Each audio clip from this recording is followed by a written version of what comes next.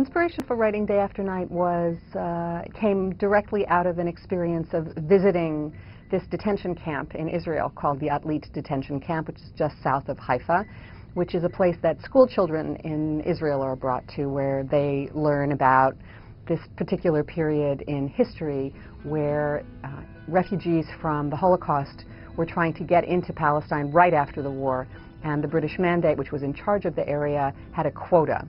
So there were a lot of so-called illegal immigrants, and they would capture those without papers and some with papers and send them to this detention camp where they would spend anywhere from a few hours to perhaps a few weeks.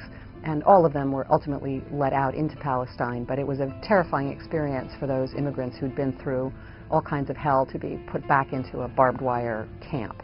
Well, the book focuses on 4 very young women who are spending these months in Atlit. They come from 4 very different parts of Europe. One is Dutch, one is French, 2 of them are from the Eastern Europe.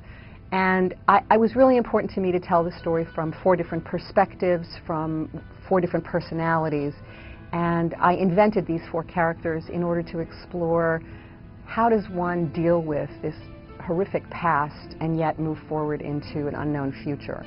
Being the child of survivors, knowing a lot of survivors, I'm always amazed at the ways that people managed to persevere, to create families, to find love, to make meaning out of their lives. The story of the rescue from Atlit is very unknown in the United States, even among Jews who've been to Israel many, many times and even visited Haifa, which is very close to this camp.